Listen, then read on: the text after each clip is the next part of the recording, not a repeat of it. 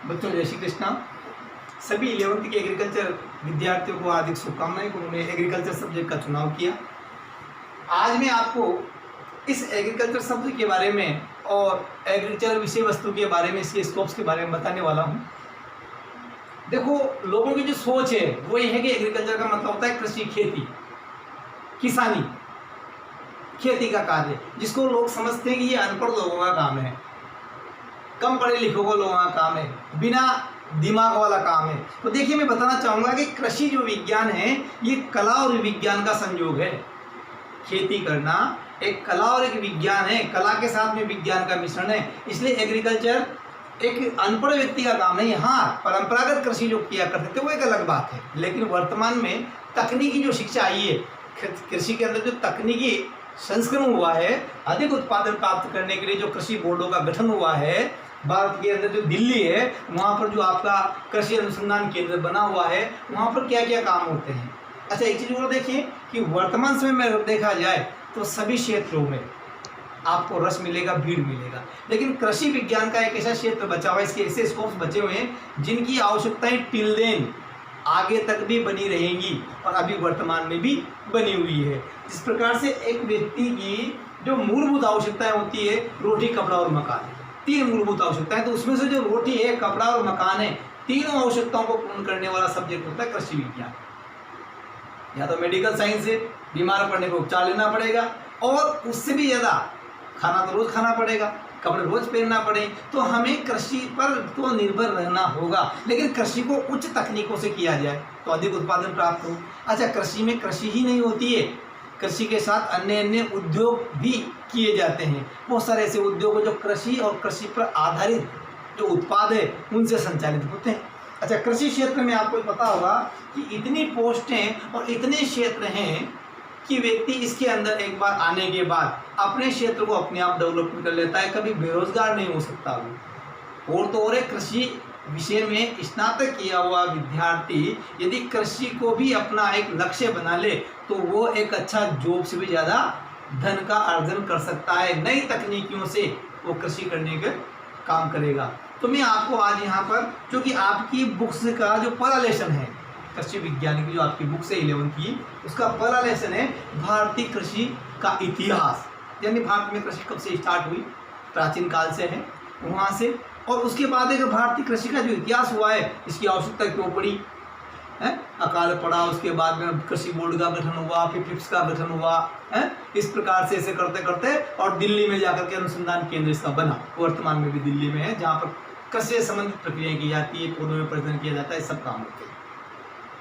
तो मैं यहाँ पे कहना चाहूँगा आपसे कि जो कृषि का काम है उसमें आप देखोगे तो वहाँ कृषि का इतिहास है, कृषि की विज्ञान की शाखाएं हैं, उसका महत्व, उसका क्षेत्र है। तो सबसे जो मेन पॉइंट आता है इसका, हमारा उस क्षेत्र की बात करते हैं, क्योंकि क्षेत्र से आपको इस कृषि विषय का जो आपने चुनाव किया है उसके अंदर स्कोप्स नजर आएंगे, क्षेत्र नजर आएंगे। आपको ऐसा लगेगा कि हमने एक अच्छा सब्जेक्ट का चयन किया है जिससे हम फ्यूचर में जाकर के बहुत सारे क्षेत्रों में अपना इन्वेस्ट कर सकते हैं, बहुत सारे क्षेत्रों में हम जा सकते हैं, बहुत सारी जॉब्स को हम प्राप्त कर सकते हैं। तो मैं कुछ क्षेत्रों की बात करता हूँ। आइए देखिए मेरे साथ कौन कौन से क्षेत्र जिनके अंदर आप जा सकते हैं। देखो, कृषि विज्ञान के क्षेत्र स्कोप क्या क्या है। सबसे नंबर 1 बात, वैज्ञानिक खेती। जो कृषि विज्ञान विषय लेता है वो व्यक्ति वैज्ञानिक खेती कर सकता है। वैज्ञानिक खेती जो गवर्नमेंट भी करवाती है, उसके अनुसंधान केंद्र है जहाँ पर वैज्ञानिक खेती की जाती है, जहाँ पर अच्छे उत्तम किस्म के बीजों का प्रोडक्शन होता है। तो वहाँ पर गवर्नमेंट पोस्ट होती है, विभिन्न प्रकार की पोस्टें एक अनुसंधान केंद्र पर पाई जाती है। एक पर्यवेक्षक से लेकर के एक अधीक्षक तक की पोस्टें वहाँ पर होती है, और एक अच्छा पे स्केल भी वहाँ पर देखने को मिलता है, आवासीय व्यवस्थाएं मिलती, सारी चीज़ें मिलती है। ठीक है, उसमें देखो आप फसल उत्पादन का क्षेत्र है। वैज्ञानिक खेती में 3 स्कोप दे रखे हैं अपन ने। एक तो फसल उत्पादन क्षेत्र है, दूसरा है फल उत्पादन, फलदार वृक्ष का उत्पादन किया जाता है, फलदार वृक्षों की बोनसाई तैयार करना, बीज तैयार करना है। उसके अलावा पशुपालन क्षेत्र, आजकल ये भी बहुत बड़ा चल रहा है पशुपालन है।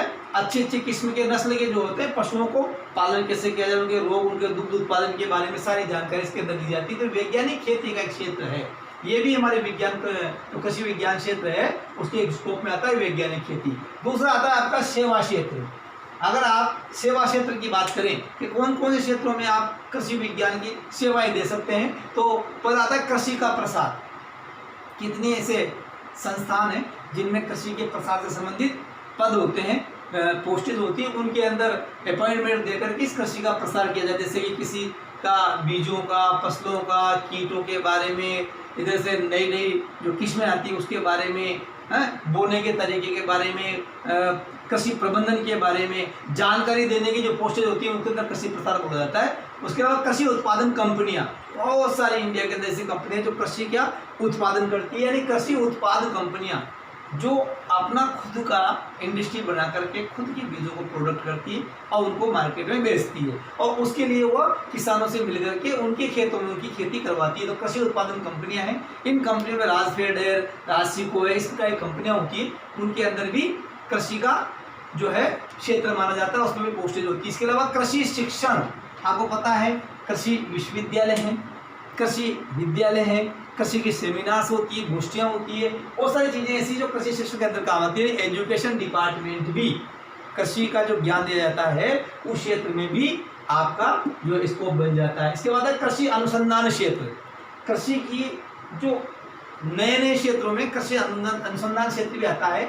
अनुसंधान के अंदर क्या होता है, कृषि संस्थान होते हैं जहाँ पर अच्छे बीजों का, उत्तम बीजों का निर्माण किया जाता है, अच्छी किस्म के पौधों का निर्माण किया जाता है, अच्छी किस्म के फलदार वृक्ष बनाए जाते हैं। तो वो बीज का उत्पादन करना है, पादप रोगों का नियंत्रण करना है, कीटों का नियंत्रण करना है, ये सारे कृषि अनुसंधान क्षेत्र के अंदर पढ़ाया जाता है। इसके बाद है कृषि उद्योग क्षेत्र, ये सबसे बड़ा क्षेत्र है हमारा कृषि उद्योग क्षेत्र। यहाँ देखिए आप, लोग कृषि को क्या मानते हैं, ओनली खेती करना।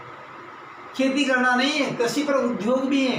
कृषि के उत्पादों से जो जो उद्योग चलते हैं वही कृषि उद्योग है। अगर कृषि से उत्पाद नहीं मिलेगा तो उद्योग चलेगा ही नहीं।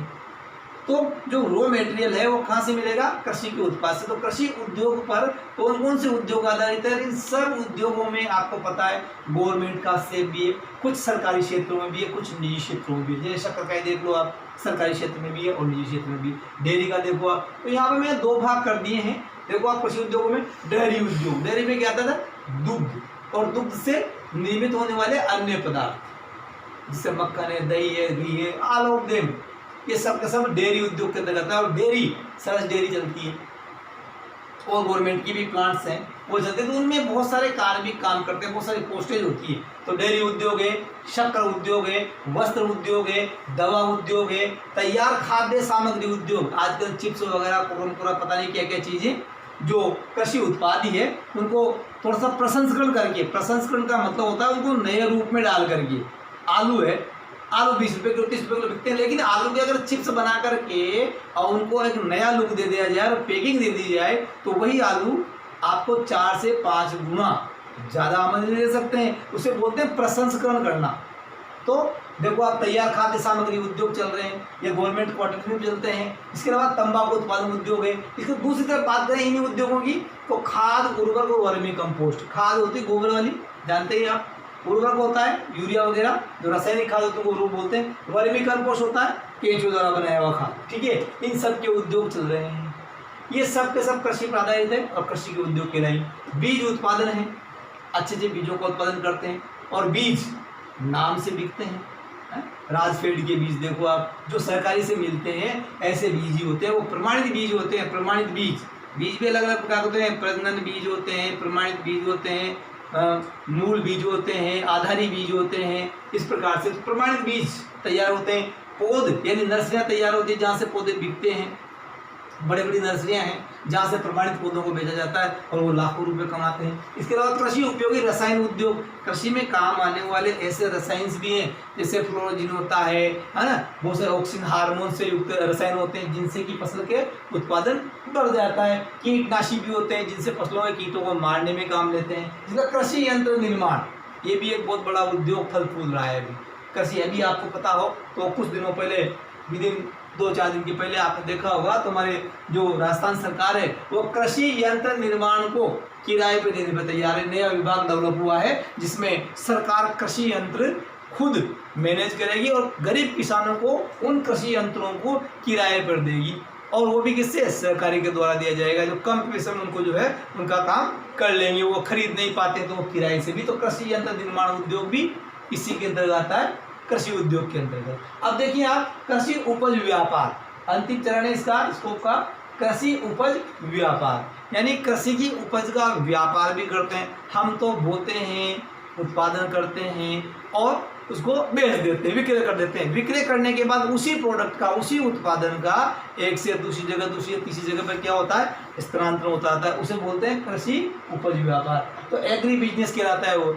एग्री का मतलब कृषि से उत्पन्न जो उत्पादन है उनका बिजनेस करने वाले लोग, एक से दूसरे को व्यापारी लोग हैं। इसके अलावा एग्री क्लिनिक भी चलते हैं, जहाँ पर कृषि से संबंधित चीज़ों का क्या करते हैं, दवाओं का, इनका प्रैक्टिकली किया जाता है। और कृषि उपज का विक्रय करना। तो आप देख रहे होंगे कि कृषि विज्ञान के जो क्षेत्र हैं वो बहुत ज़्यादा क्षेत्र यहाँ देखने को, तो सभी क्षेत्रों में भी वर्तमान में रिक्वायरमेंट है, क्योंकि हमारी बढ़ती हुई जनसंख्या को सबसे जो मूल आवश्यकता है वो खाद्यान्न प्राप्ति की है, गुणवत्ता वाली हो, क्वालिटी और क्वांटिटी दोनों की आवश्यकता हमें है। और क्वालिटी और क्वांटिटी को बढ़ाने के लिए हमें इन कृषि उत्पादों के अंदर नवीनता लानी पड़ेगी हर क्षेत्र में, उपज से लेकर के भंडारण तक और उनकी क्वालिटी को मेंटेन करने के लिए। तो हर क्षेत्र में हमें नए नए विभाग बनाने होंगे जो हमारी गवर्नमेंट बना रही है, और उन विभागों के अंदर भर्तियों के द्वारा ऐसे मेधावी छात्र जिन्होंने कृषि विज्ञान में स्नातक किया है, जो कृषि विज्ञान के स्टूडेंट्स हैं, उनको उनके अंदर मौका दिया जाएगा, जिससे हमारे भारत की जो कृषि क्षेत्र है वो डेवलप होगा।